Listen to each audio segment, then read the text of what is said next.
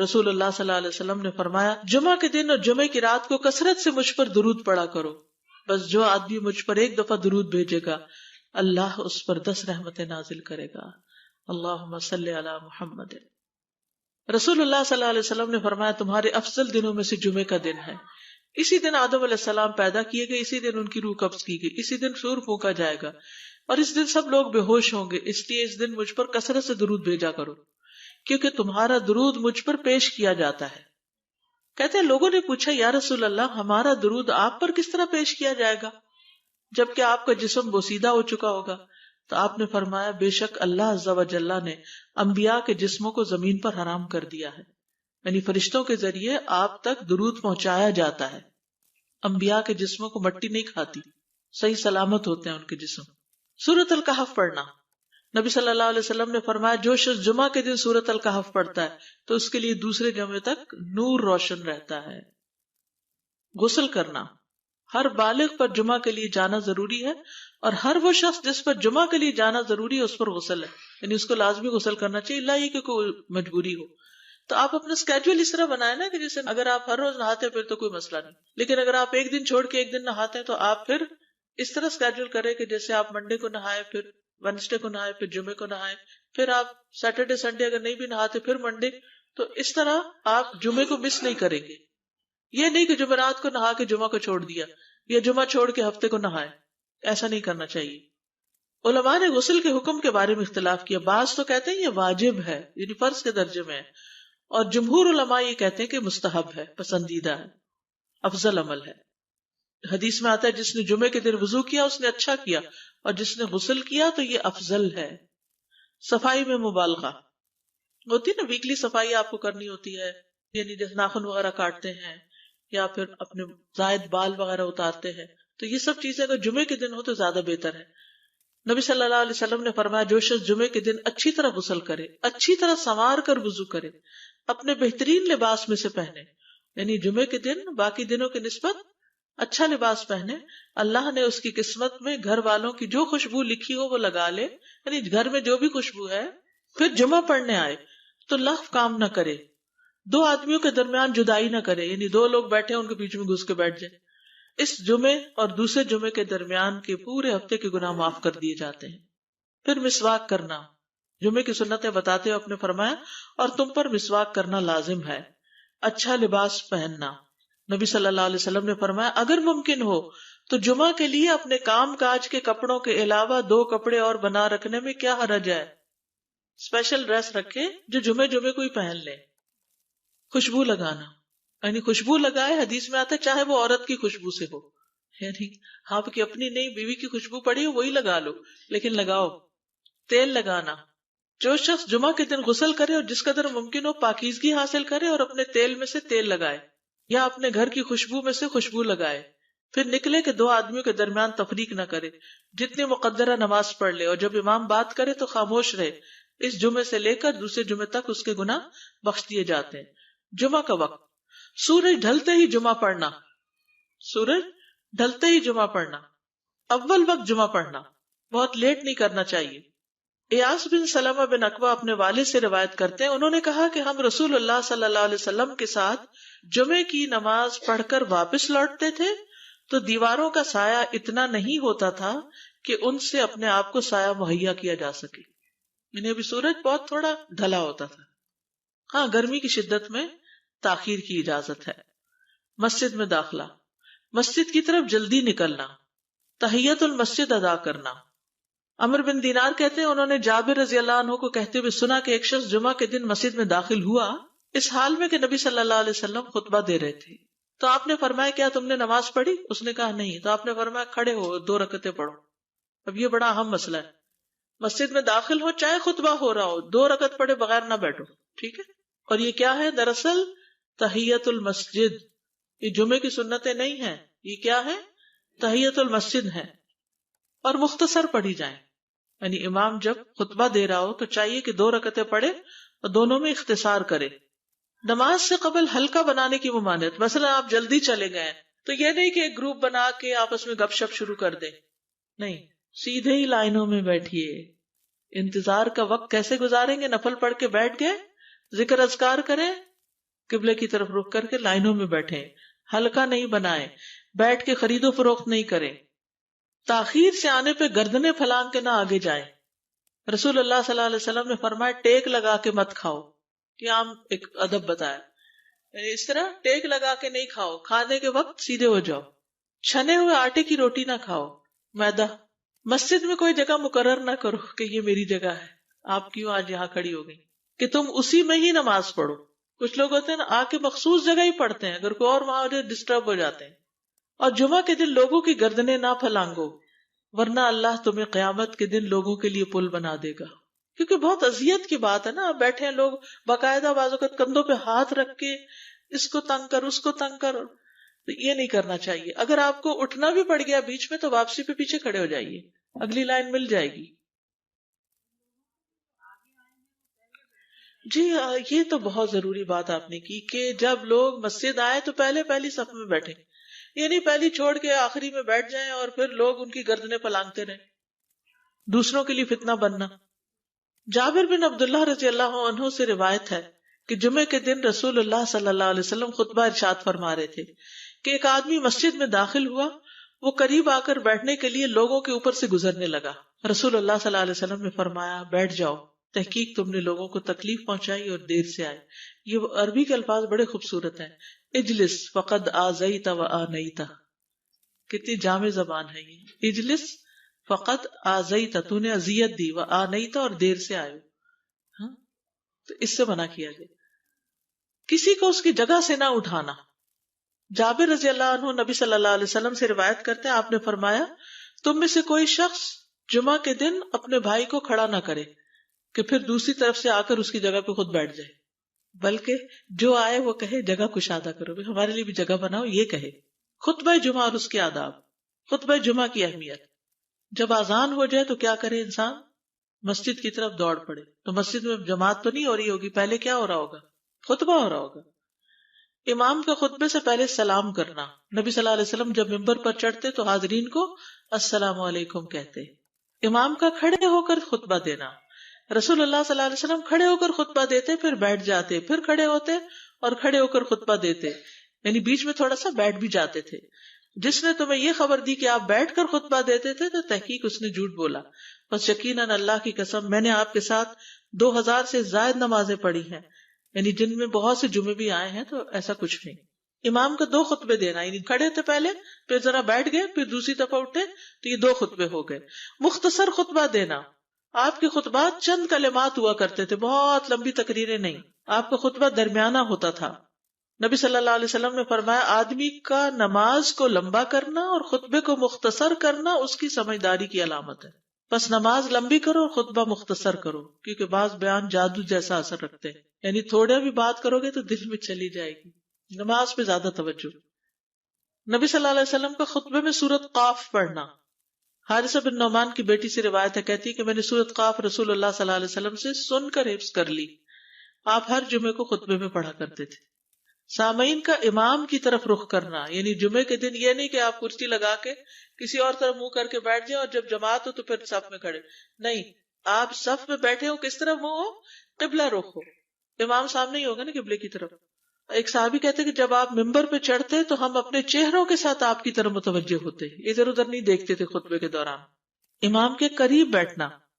اللہ کے نبی صلی اللہ علیہ وسلم نے فرمایا ذکر میں حاضر ہوا کرو، یعنی خطبہ میں، اور امام کے قریب بیٹھا کرو، بے شک آدمی دور ہوتا رہتا ہے حتیٰ کہ وہ جنت میں بھی پیچھے ہی ہوگا اگرچہ وہ اس میں داخل بھی ہو جائے۔ یہ تاخیر کی اتنی مذمت ہے۔ خاموشی سے خطبہ سننا، یعنی بات نہیں کرنی چاہیے، کوئی اہم بات بھی نہیں پوچھنی چاہیے۔ ابن مسعود سے روایت ہے کہ انہوں نے ابی ابن کعب سے قرآن کی کسی آیت کے بارے میں سوال کیا جبکہ اللہ کے نبی خطبہ دے رہے تھے، تو انہوں نے اعراض کیا اور کوئی جواب نہ دیا۔ پھر جب آپ نے نماز پڑھائی تو ابی کہنے لگے تمہارا جمعہ ہی نہیں ہوا۔ تو ابن مسعود نے رسول اللہ صلی اللہ علیہ وسلم سے پوچھا تو آپ نے فرمایا ابی نے سچ کہا، کوئی بات کرنے کی اجازت نہیں، یہ کہنے کی بھی کہ چپ ہو جاؤ یہ بھی اجازت نہیں۔ عبداللہ بن مسعود کہتے کہ جب امام جمعہ کے لیے آ گیا پھر تمہارا اپنے ساتھی سے یہ کہنا کہ خاموش رہو لغویت کے لیے کافی ہے، یہ بھی لغو بات ہے۔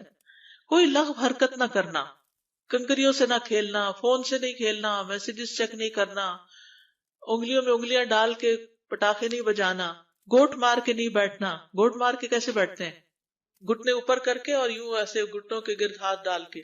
کئی دفعہ ایسے نظر آتا ہے کہ خطبے میں لوگ اس طرح بیٹھے ہوتے ہیں کیونکہ پتہ نہیں ہے.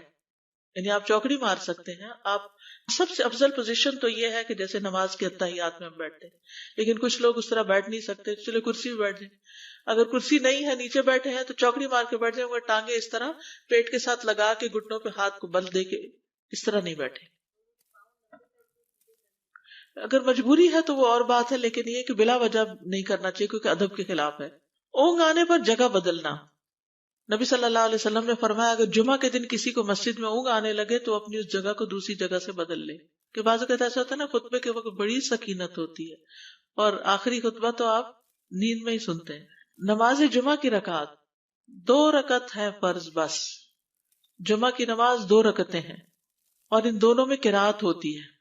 نبی صلی اللہ علیہ وسلم جمعے میں سب اسم ربک الاعلی اور حل اتاک حدیث الغاشیہ پڑھتے. کبھی جمعہ اور عید کٹھے ہو جاتے تب بھی دونوں نمازوں میں یہی سورت پڑھتے تھے. ٹھیک ہے. اسی طرح صبح کی نماز میں جمعے کے دن الف لام میم التنزیل اور حل اتی علی الانسان کی قرات کرتے اور نماز جمعہ میں سورۃ الجمعہ اور منافقین کی تلاوت کرتے. یعنی یہ بھی ملتا ہے. فرض کے بعد 2 رکعت پڑھنا. عبداللہ بن عمر سے روایت ہے انہوں نے رسول اللہ صلی اللہ علیہ وسلم کی نفل نماز کو بیان کیا اور کہا کہ آپ جمعے کے بعد کوئی نفل نماز نہیں پڑھتے تھے حتیٰ کہ واپس تشریف لے جاتے، پھر اپنے گھر میں 2 رکعت پڑھتے تھے. اب جو لوگ گھر نہیں جاتے تو پھر وہیں پر وہ پڑھ لیتے ہیں، ورنہ آپ صلی اللہ علیہ وسلم اپنی سنتیں وغیرہ گھر میں پڑھتے تھے. اور اسی طرح 4 بھی پڑھی جا سکتی، 2 بھی ہیں 4 بھی ہیں. آپ صلی اللہ علیہ وسلم نے فرمایا جب تم میں سے کوئی جمعہ پڑھ چکے تو اس کے بعد 4 رکعتیں پڑھے. یہ آپ کا حکم ہے. تو جب آپ کا 2 چیزیں ہوتی ہیں سمجھنے کے لیے، ایک آپ کا فعل ہوتا ہے اور ایک آپ کا حکم ہوتا ہے. تو ہمارے لیے کیا ہے؟ جو آپ کا حکم ہو. جمعے کے بعد کوئی اور نماز پڑھنے سے پہلے گفتگو کرنا، یعنی سنت پڑھنے سے پہلے گفتگو کرنا. اسما بن مالک سے مرفوعاً روایت ہے کہ جب تم میں سے کوئی آدمی جمعہ کی نماز پڑھے تو اس کے بعد اس وقت تک کوئی نماز ادا نہ کرے جب تک کسی سے کلام نہ کرے یا اس جگہ سے نکل نہ جائے. پہلے منع تھا، اب کوئی نہ کوئی بات کر لینی چاہیے. نہیں سمجھ آئی؟ یعنی جمعہ پڑھ لیا آپ نے اور پھر کسی سے آپ سلام دعا کر لیں، اس کے بعد سنت پڑھیں یا نفل جو بھی. ٹھیک ہے. اور گھر جانا ہے تو گھر جا کے پڑھیں، اور اگر گھر نہیں جانا، کام پہ جانا ہے تو ادھر ہی پڑھ کے چلے جائیں. کتنا پیارا ہے ہمارا دین کہ اتنا لمبا بھی چپ کا روزہ نہیں رکھوایا. بالکل. عاصم سے روایت ہے، وہ ابو قلابہ سے نقل کرتے ہیں، میں نے ان کے ساتھ جمعہ کی نماز پڑھی. جب میں نے اپنی نماز پوری کر لی انہوں نے میرے ہاتھ کو پکڑا اور میری جگہ پر کھڑے ہوئے اور مجھے اپنی جگہ پہ کھڑا کیا. وہ جو ہم چینج کرتے ہیں نا جگہ، وہ اس کی بات ہو رہی ہے. یعنی جمعے کے بعد کوئی اور نماز پڑھنے سے پہلے بات بھی کر لینا، جگہ بھی تبدیل کرنا. لیکن اگر کچھ لوگ پہلے سے ہی آپ کی سنتیں شروع کر چکے اور کوئی چینج کرنے والا نہیں تو پھر پڑھ لیجئے. یعنی یہ مستحب اعمال ہے، ان میں ایسا نہیں کہ کوئی گناہ لازم ہو جائے گا، لیکن افضل یہ ہے، افضل سے اجر زیادہ ہو جاتا ہے. جمعہ کے دیگر احکام. 1 رکعت پانے پر بھی جمعہ ادا ہو جاتا ہے. یعنی اگر کسی کو رش مل گیا، پارکنگ نہیں ملی اور 1 رکعت میں بھی پہنچ گیا تو جمعہ ہو گیا. امام سے دعا کا کہنا. انس کہتے ہیں کہ 1 سال نبی صلی اللہ علیہ وسلم کے عہد میں لوگ قحط میں مبتلا ہوئے. جمعہ کے دن میں نبی صلی اللہ علیہ وسلم کے خطبہ پڑھنے کے دوران میں ایک اعرابی کھڑا ہو گیا. کہا یا رسول اللہ، مال تباہ ہو گئے، بچے بھوکے مرنے لگے، اس لیے آپ اللہ سے ہمارے حق میں دعا کیجیے. آپ نے اپنے دونوں ہاتھ اٹھائے. اس وقت آسمان پر بادل کا ایک ٹکڑا بھی نہیں تھا. قسم ہے اس ذات کی جس کے ہاتھ میں میری جان، آپ نے ہاتھ اٹھائے بھی نہیں تھے کہ پہاڑوں کی طرح بادل کے بڑے بڑے ٹکڑے امڑ آئے. یہ معجزہ ہے آپ کا، آپ کی دعا قبول ہو گئی. پھر آپ ممبر سے ابھی اترے نہیں تھے کہ میں نے آپ کی داڑھی پر بارش کے قطروں کو ٹپکتے ہوئے دیکھا. اس دن خوب بارش ہوئی. پھر دوسرے دن، تیسرے، چوتھے، حتیٰ کہ دوسرے جمعے تک سلسلہ جاری رہا. دوسرے جمعے وہی عربی یا کوئی اور کھڑا ہو گیا اور کہا یا رسول اللہ، چھتیں گر گئی، مال ڈوب گیا، اس لیے آپ ہمارے لیے اللہ سے دعا کیجیے. چنانچہ آپ نے اپنے دونوں ہاتھ اٹھائے اور فرمایا اے میرے اللہ، ہمارے ارد گرد برسا، ہم پر نہ برسا. اور بدلی کے جس طرف اشارہ کرتے وہ بدلی ہٹتی جاتی اور مدینہ ایک حوض کی طرح ہو گیا. وادی کنات 1 مہینے تک بہتا رہا. جو شخص بھی کسی علاقے سے آتا تو اس پر بارش کا حال بیان کرتا، جیسے ہوتا ہے نا کوئی فلڈ آ جائے یا کچھ ہریکین تو پھر ہر کوئی موضوع گفتگو ہو جاتا ہے. جمعہ کے بعد قیلولہ کرنا. انس کہتے ہیں کہ ہم لوگ جمعہ کے دن سویرے نکلتے اور جمعہ کی نماز کے بعد قیلولہ کرتے تھے. جمعہ کے بعد کھانا کھانا. سہل کہتے ہیں کہ ہم نہ تو قیلولہ کرتے نہ دوپہر کا کھانا کھاتے مگر جمعے کے بعد. لنچ کب ہے؟ جمعے کے بعد. جمعے کو قیام و سیام کے لیے خاص کرنے کی ممانعت ہے، یعنی اس دن کی رات کو شب جمعہ منانا کہ اس رات پوری عبادت کریں گے، یہ سنت سے ثابت نہیں. ٹھیک ہے. اور دن کو روزے کے لیے خاص کرنا یہ بھی سنت سے ثابت نہیں، الا یہ کہ کوئی معمول کا روزہ رکھتا ہے، ایام 20 کا روزہ ہے تو وہ اور بات ہے. ابو ہریرہ سے روایت ہے کہ میں نے رسول اللہ صلی اللہ علیہ وسلم کو فرماتے ہوئے سنا، تم میں سے کوئی شخص جمعہ کے دن روزہ نہ رکھے مگر یہ کہ اس کے ایک دن پہلے یا اس کے بعد کا دن ملا کر روزہ رکھے. جمعہ کے دن خرید و فروخت کی ممانعت ہے. جمعہ کے دن جب نماز کے لیے پکارا جائے تو اس وقت اللہ نے خرید و فروخت سے منع کیا ہے. وَذَرُوا الْبَيْعَ، اس دن کاروبار حرام ہے. اور یہ جمعے کی دوسری اذان کے ساتھ تعلق رکھتا ہے، یعنی صبح صبح کام کر سکتے ہیں لیکن اذان ہوتے ہی چھوڑ دیں، اور جب پھر جمعہ سے فارغ ہو جائے تو دوبارہ دکان پہ جا کے بیٹھ جائیں. جابر بن عبداللہ کہتے ہیں کہ نبی صلی اللہ علیہ وسلم جمعہ کے دن خطبہ ارشاد فرما رہے تھے کہ مدینہ میں ایک تجارتی قافلہ آیا. رسول اللہ صلی اللہ علیہ وسلم کے صحابہ اس کی طرف لپک پڑے اور آپ کے پاس مسجد میں صرف 12 آدمی بچے. تو رسول اللہ صلی اللہ علیہ وسلم نے یہ صورت دیکھ کر فرمایا، اس ذات کی قسم جس کے ہاتھ میں میری جان ہے، اگر تم سارے کے سارے چلے جاتے اور کوئی بھی باقی نہ بچتا تو اس وادی میں آگ بہ پڑتی. یعنی اتنا بڑا جرم ہے یہ. پھر یہ آیت نازل ہوئی، وَإِذَا رَأَوْا تِجَارَةً أَوْ لَهْوًا انفضوا إِلَيْهَا وَتَرَكُوكَ قَائِمًا، جب وہ کوئی سودا بکتا دیکھیں یا کوئی تماشا نظر آ جائے تو اس کی طرف دوڑ جاتے ہیں اور آپ کو کھڑا ہی چھوڑ دیتے ہیں. راوی کہتے ہیں جو 12 آدمی رسول اللہ صلی اللہ علیہ وسلم کے ساتھ رہے ان میں ابو بکر اور عمر رضی اللہ عنہ بھی شامل تھے. جمعے کے دن قبولیت کی گھڑی ہوتی ہے، اس وقت اللہ سے بھلائی مانگنی چاہیے. رسول اللہ صلی اللہ علیہ وسلم نے فرمایا، جمعے کے دن میں ایک گھڑی ایسی ہے کہ کوئی مسلمان اللہ سے کسی خیر کا سوال کرتے ہوئے اس کی موافقت نہیں کرتا مگر اللہ اسے وہی خیر عطا کر دیتا ہے. فرمایا یہ ایک چھوٹی سی گھڑی تھوڑی دیر کے لیے ہوتی ہے اور یہ ہر جمعے کو ہوتی ہے. ٹھیک ہے. اور خصوصاً نماز میں بھی اگر کوئی دعا کر رہا ہوتا ہے نا انسان تو وہ بھی قبول ہو جاتی ہے. نماز میں دعا کہاں ہوتی ہے؟ شروع میں ہوتی ہے، رکوع میں ہوتی ہے، سجدے میں ہوتی ہے، تشہد میں ہوتی ہیں. تو اگر یعنی جمعہ پڑھ رہے ہیں اور بیچ میں دعائیں آ گئی ہیں تو ہو سکتا ہے وہی گھڑی آ گئی ہو اور آپ کی دعا قبول ہو جائے. اور یہ تورات میں بھی اس کا ذکر تھا. ابو ہریرہ رضی اللہ عنہ کہتے ہیں کہ رسول اللہ صلی اللہ علیہ وسلم نے فرمایا، بہترین دن جس میں سورج طلوع ہوتا ہے جمعہ کا دن ہے. اس دن میں ایک گھڑی ایسی ہے کہ نماز کی حالت میں اگر کوئی مسلمان بندہ اللہ عز و جل سے کچھ طلب کرے تو وہ اس کو ضرور دیتا ہے. کعب نے کہا ایسا سال میں ایک مرتبہ ہوتا ہے؟ تو میں نے کہا نہیں بلکہ ہر جمعہ کو ہوتا ہے. کہتے ہیں پھر کعب نے تورات پڑھی تو کہا نبی صلی اللہ علیہ وسلم نے سچ فرمایا. ابو ہریرہ رضی اللہ عنہ کہتے ہیں کہ میں بعد میں عبداللہ بن سلام سے ملا اور ان سے اپنی اور کعب کی مجلس کا بتایا تو عبداللہ بن سلام رضی اللہ عنہ نے کہا میں جانتا ہوں وہ گھڑی کب آتی ہے. ابو ہریرہ نے کہا مجھے بھی بتائیے.